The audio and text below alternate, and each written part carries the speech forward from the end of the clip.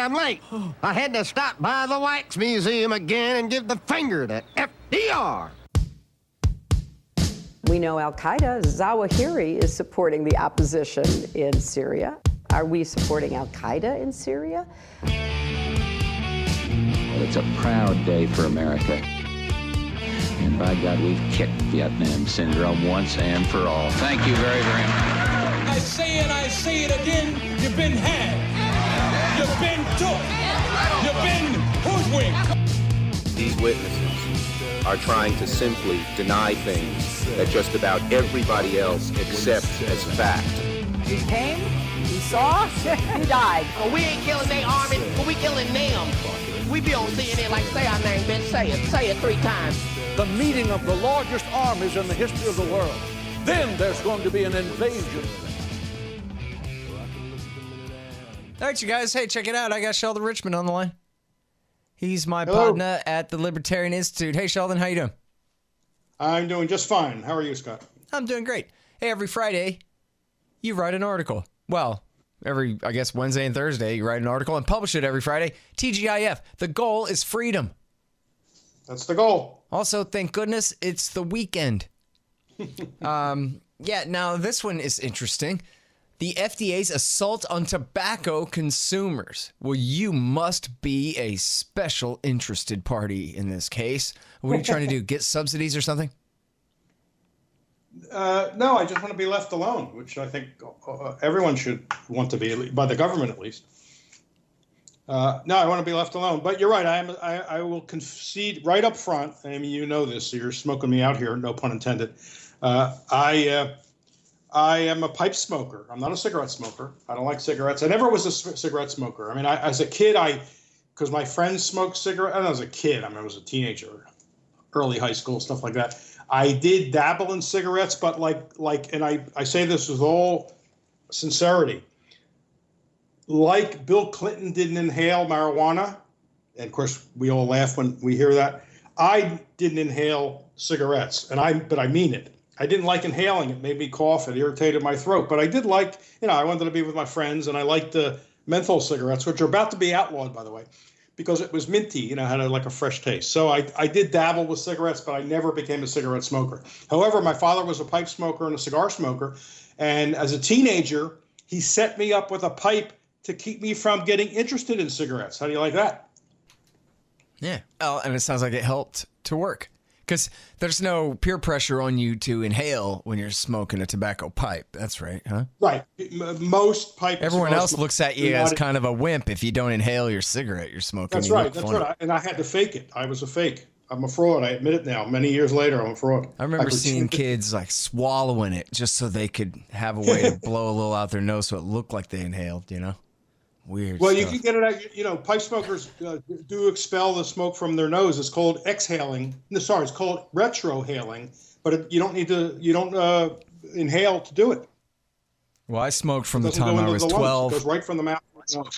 I smoked from the time I was 12 to the time I was 35, and I quit cold turkey 7 years ago. Well, that's really early. 12.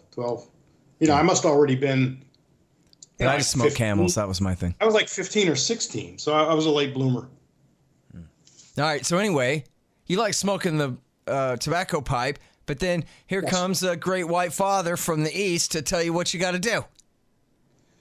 Well, yes. The FDA, under 2009 authority of Congress, and of course President Obama, who enacted a bill called the American the Family Smoking Prevention and Tobacco Control Act, which gave the FDA for the first time authority over tobacco, to control tobacco, including smokeless tobacco and including e-cigarettes or vaping, which is not tobacco. And now you're not talking about the subsidies. That would be under the Department of Agriculture. Yeah, and those have been ended. I think they bought out the tobacco growers. Yeah, the FDA was not given authority, specifically not given authority over the growers, because that's the USDA obviously didn't want to give up its jurisdiction over farmers. So no, it's only over manufacturers of what the FDA deems, and that's their term, deems tobacco products.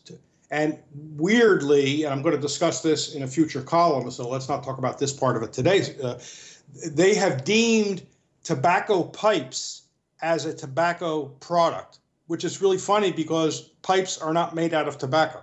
They're made out of wood, mostly briar. They're made out of some material that makes the stem, the mouthpiece, vulcanized rubber or acrylic, and maybe some bamboo and other kinds of wood, and sometimes there's a metal band. So there's no tobacco, and yet the FDA has now deemed a pipe a tobacco product, and the manufacturers of pipes as manufacturers of tobacco products, which is weird, but we can get into that in future weeks. Well, and by the way, I was supposed to say this at the beginning, but I spaced it out. Hobby, not habit. .blog. That's your new blog, your separate new interesting website. That's all about smoking a pipe. Yeah, Meditations on Pipe Smoking. It's I think it's about a year old now, maybe a little, not quite a year. So it's not brand new, but yes, I haven't been as active lately as I want to be, but I will be. And so, all things about pipes and tobacco, if anybody's interested. Cool. And again, that's hobby, not habit. .blog. That's interesting. .blog. I don't think I ever saw Yeah, I didn't know until I set that up. I didn't know there was such an extension as blog, but when I was talking to WordPress, originally I did .com, and they said, there's .blog, so I got them both. Very cool. And so same thing here. The FDA's assault on tobacco consumers. Also at libertarianinstitute.org, of course. And right. So, and now I guess there's no limit then to the extent to which the FDA is claiming jurisdiction over any kind of tobacco paraphernalia of any kind? Well, you're partly right. There is a limit. The law, the 2009 law, doesn't let the Department of Health and Human Services or the FDA, which it somehow supervises. I'm not quite sure the legal relationship. I always thought the FDA was an independent regulatory agency, but the Secretary of HHS does have jurisdiction over some kind of jurisdiction over the FDA. They have been forbidden from, outlawing tobacco or mandating that the nicotine content be reduced to zero. Now they can reduce it if they want, and Gottlieb, who's Trump's head of the FDA, has talked about this. They can lower the nicotine. They can order the nicotine content of tobacco lowered to like just a hair above zero, so it's not zero, and that way they're within the law. So there is some limit. They can't make it zero, and they can't totally ban tobacco. Hey, and I'm sorry, I don't think you have to be an Austrian school economist to see that all that means is people are going to smoke even more to get the nicotine fix that they need and die of cancer even younger than before. Which is what happened, with light cigarettes. Remember the low tar light cigarettes that were so popular, which are now you're not allowed to have on the market anymore. That didn't, people just, you're right. And people write about this. They just, they smoke more, or they breathe the smoke in deeper, or, some of the pinch the little holes in the filter. Yeah. So you could cover those up with your fingers. I mean, sure, you're right. I mean, look, people are people, and they're going to react to these things, and they don't usually like government telling them what they can do when it comes to their own personal quote vices. So they take action, right? They take adaptive action to get what they want, and we know this. We know about black markets. We know about untaxed cigarettes.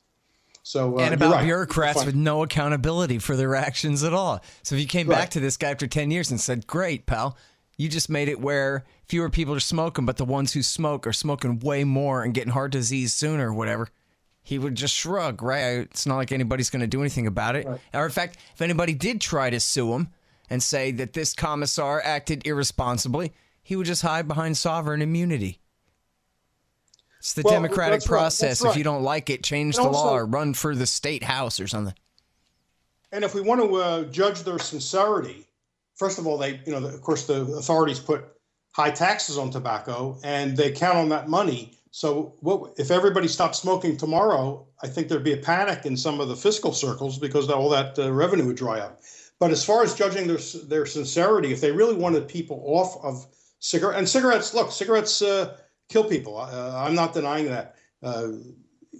But here's the thing: it's not. And this is kind of a secondary point, but it's not nicotine that kills people.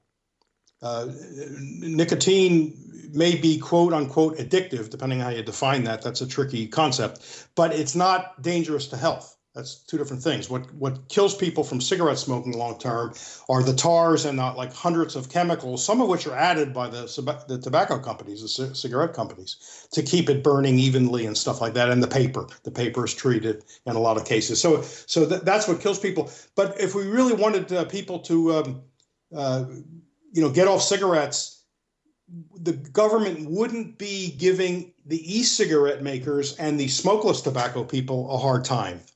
In other words, there's this movement called harm reduction, right, which is a group of people, lots of doctors, physicians are involved in this, who say, look, some people don't want to give up nicotine because people get benefits from nicotine. They have from time immemorial. It's relaxing, it's pleasurable, and they also enjoy the taste of tobacco. So there are people who don't want to give up cigarettes, but there are substitutes, namely smokeless tobacco, snuff, moist snuff, those little packets you can put in your jaw or between your cheek and your gum, skull bandits, which give people people who want nicotine the satisfaction of that, and plus a tobacco taste or a mint taste. They come in different flavors. But the establishment is against those things, including e-cigarettes, which as I said, are not made from tobacco. There may be nicotine, but there's not tobacco, and it's not smoke. It's vapor. You're not burning anything. But that's being discouraged in favor of what Big Pharma favors, namely patches and gum. And see, the approach of the patches and gum people are to get people off nicotine forever, right? You use that to step down, and then you're supposed to be through with it forever. The smokeless tobacco and even the vaping products aren't so much intended that people will use them for a little while and then stop. Instead, it's just something they might use for the rest of their life in order to have satisfaction from the products, like I've mentioned. And yet there's a Puritan lobby, basically, that doesn't want people to go onto some sort of, quote, maintenance program. In other words, methadone as an analogy. There's methadone versus heroin as an analogy here. Some people who use heroin and have trouble stop using it will go on to methadone, and that's a maintenance program. They can do that for the rest of their lives. But there's a school of thought, and it's true with alcohol too. There's a school of thought is no, you shouldn't engage in a sort of a lesser form of this habit. You should kick it all together.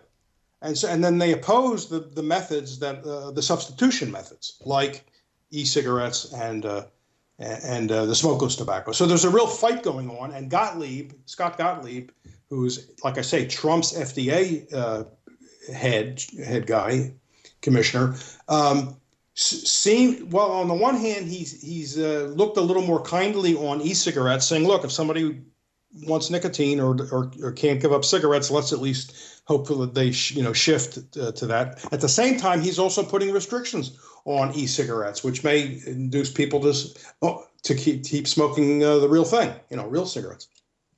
Scott Horton's show is brought to you by The War State by Mike Swanson. It's a great history of the rise of the military-industrial complex after World War II, the Truman, Eisenhower, and Kennedy years. I think you'll really like it. And check out all of Mike's great investment advice at wallstreetwindow.com. You want to learn how to survive this stuff?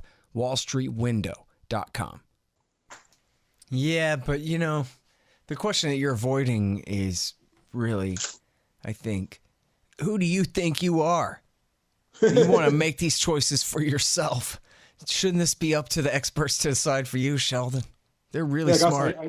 I didn't really think I was avoiding that question. Well, this is a point I make early in the article. A doctor who's maybe the most eminent authority on what the tars and chemicals of tobacco do to your lungs has no special qualifications when it comes to the question, should government outlaw these things or penalize use of these things or highly tax them or whatever the case may be. That's not the expertise of a doctor. The doctor's expertise is, okay, here's what happens when you inhale cigarette smoke over a long period of time. Here's what it will do. He may be a total expert on that, and I might accept everything he says because that's his field. What he's not an expert in is ethics or politics. That's within all of our expertise, or any thoughtful person. And so all of us have a right to judge whether, even if you grant that tobacco is risky, of course, lots of things are risky, but even if you grant that it's risky, health risky, it doesn't follow from that therefore the government should act. People can just give out the information. The American Cancer Society or whoever can give out information to people, say, hey, if you're going to smoke, if you're thinking about smoking, here's some information you should read first. Okay, fine. That's what people do in a free society. But then each of us can look at the information or not look at it. And if we look at it, we can then decide, okay, do I think that's a good enough reason not to engage in the behavior? And that's up to me. Now, some people will say, oh, but smoking, what about secondhand smoke? Well, it's not an open shut case that secondhand smoke, kills anybody. But let's leave that aside. First of all, it doesn't instantaneously kill people. So it's not like spraying, cyanide gas in a closed room where nobody can do anything about it because they're going to die real fast. But so the question of secondhand smoke is easily handled through contract and other forms of consensual relationships. So why can't a restaurant in Arkansas, we actually have this, why can't a restaurant say, we're a smoking establishment? Don't come in here if you don't want to breathe smoke. I mean, I go to a couple of places in Little Rock, Arkansas. Now, by law, they can't let kids in under 18, but there's a clear sign on the door for adults saying, if you don't want to breathe any kind of smoke, don't come into our establishment. But that consenting adults can. Or why can't an airline have special smoking flights where you're told in advance, we allow smokers, and then, of course, smokers can use it, but then non-smokers who may not care about secondhand smoke may decide they want to fly on that airline. So that can be handled through contract and other consensual relationships. So the idea of secondhand smoke is not an answer to the point I'm making, because some people say, okay, it's not just harming yourself, you're harming other people. But that kind of harm, that form of potential harm, some people get headaches just breathing smoke. It may not be a long-term health issue, but they just may be uncomfortable or allergic. That stuff can be handled through, like I say, through consensual relationships. Well, and they extend the same restrictions to vape pens when the whole point of a vape pen is it's not smoke. And so, it's not smoke. That's right. But you notice how all these laws were quickly amended to say not only can't smoke, you can't vape. But, what about smokeless tobacco? There's no smoke there.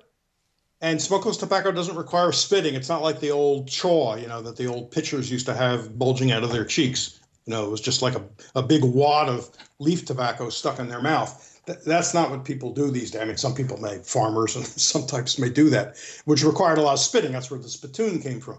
But these new forms, snus is another big one in Europe that's apparently got a lot of people off cigarettes. I think John Stossel's written about this. That produces, little to no extra saliva, so people don't have to be, running to the bathroom to spit or spit on the floor or spit in the spittoon. So that's a non-issue too. So why aren't we accepting smokeless tobacco? Why aren't we welcoming smokeless tobacco? Yeah, I mean the problem is we're so far gone on losing the conversation about why are any of these things up to government. Although, I mean, I guess in this case, as you're saying, this really is a new invention, is the FDA regulating tobacco in this way compared to how it was. But so, yeah. Well, I don't know. I guess two things. Where is this headed? How badly do you think they're going to restrict whatever tobacco pipe sales, whatever it is they're doing headed down this direction? And then if you want to get back into the larger question of how the hell it ever got this way, and tell us about your friend Thomas Saz and all that kind of thing too. Yeah, well, on where it's going, there was a good article in November when some new regulations came out from the FDA outlawing menthol cigarettes and stuff like that.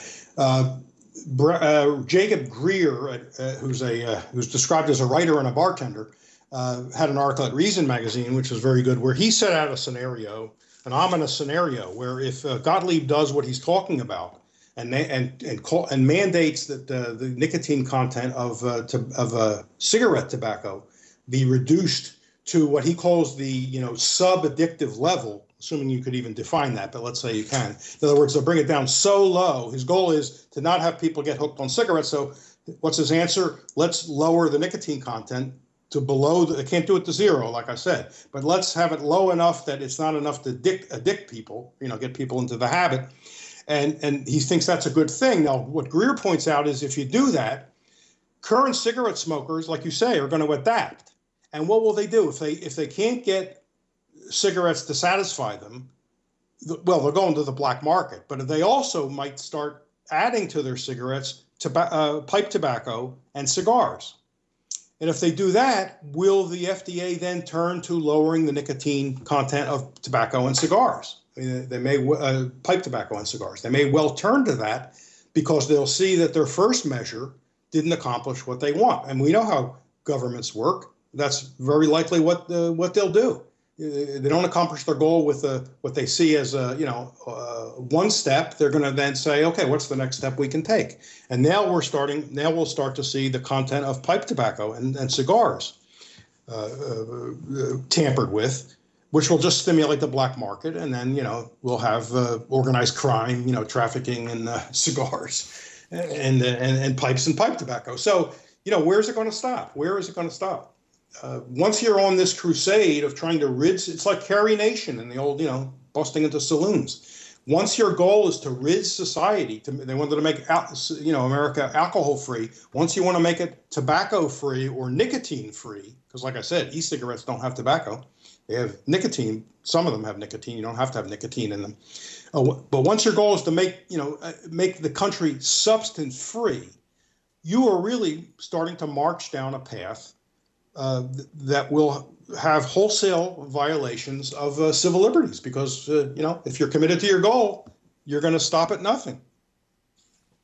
Yeah. Well, and just the lack of imagination there when, if somebody ever handed me a Camel Ultralight, I would just break the filter right off and just smoke it like, how could people not think that other people have a say in their social engineering plots or whatever, I don't know. That's right. Most people, luckily, at least in this kind of thing, are not just passive sheep. Unfortunately, people act like sheep in a lot of other things. But when it comes to their own personal habits and things they like to do, they really don't like being imposed on, and they take measures to evade, those impositions. And it's always going to happen. Look, how many times do we have to point to alcohol prohibition of the 1920s? Which gave rise to organized crime and violence and lots of bad stuff, including a government that wholesale violated civil liberties in the name of going after manufacturers of alcoholic beverages. I just read a thing the other day too, where it said just outright alcohol consumption, never mind all addiction problems and whatever, but went through the roof during Prohibition. That there were far more speakeasies than there ever had been bars. And people were getting drunk far more than ever before. And on more potent stuff, drinking liquor instead of beer for the price and that kind of thing, too. That's right. There's the iron law. I think Mark Thornton calls it the iron law of prohibition, where you're going to get more potent, more compact forms. Crack cocaine is a product of the drug war. The other thing you get is more dangerous forms, not just stronger, but more dangerous forms like lethal bathtub gin, or we have heroin that's cut with battery acid or fentanyl or diluted with really deadly stuff. None of which would happen in an open, above-board marketplace where there was competition for brand names and there'd be private certification.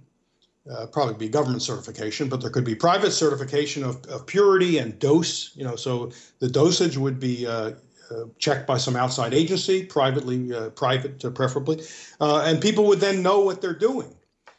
We know that any substance, we know this from a great book by Jacob Sullum called Saying Yes. That's a book I urge people to look up.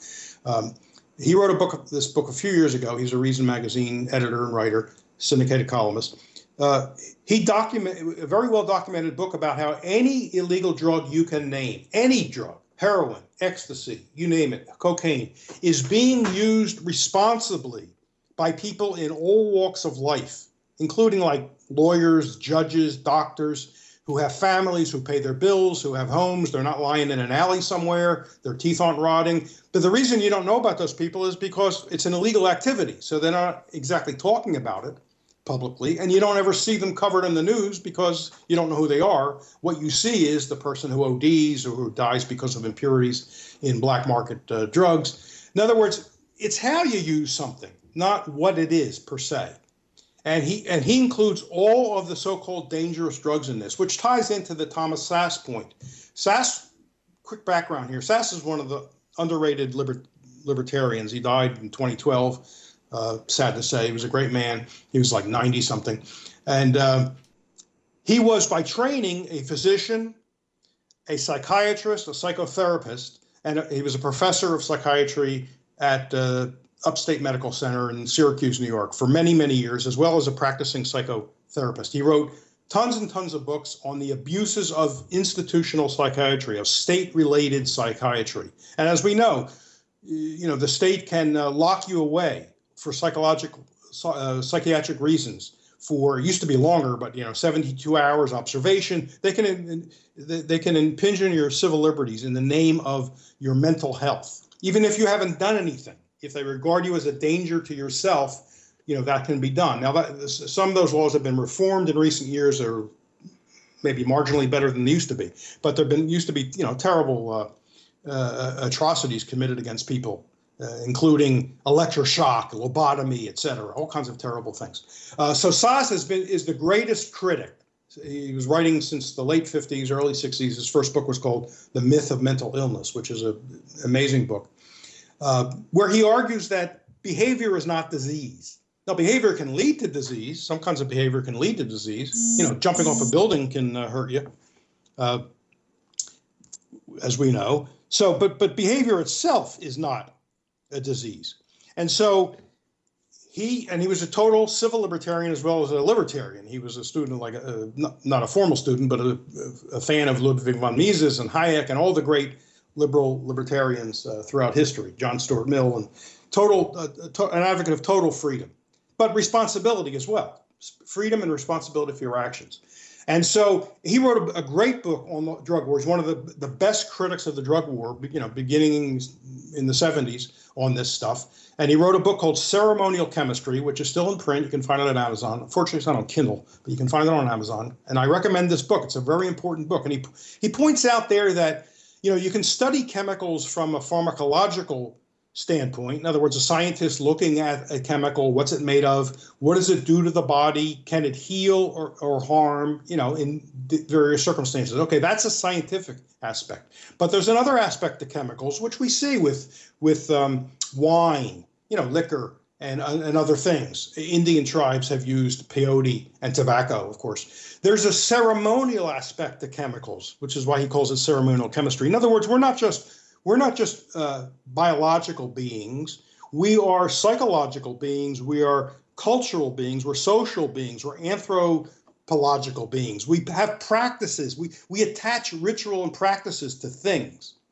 And so if you're, quote, hooked on a substance, it's not the case that it's just simply some physical reaction, right? You take it and, oh my gosh, I'm a slave to this thing. In fact, as we know, the first cigarette most kids try makes them sick. And heroin addicts routinely report that their first dose of heroin was not a pleasant experience. The question is, why do people go back for the second time?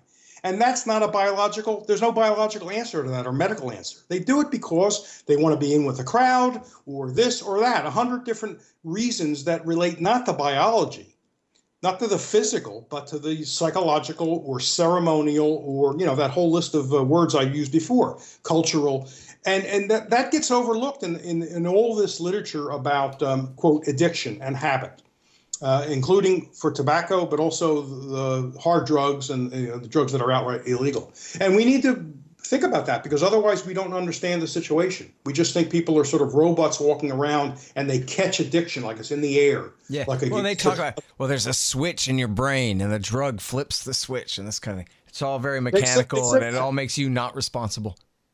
But they can't explain why people have to, as one addict put it in a book that interviewed lots of drug users, as one heroin user said, you have to work at being an addict.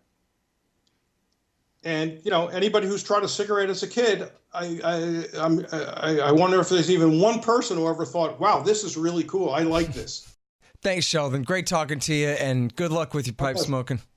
Thanks a lot. See you, bud. All right, you guys, that's the great Sheldon Richman.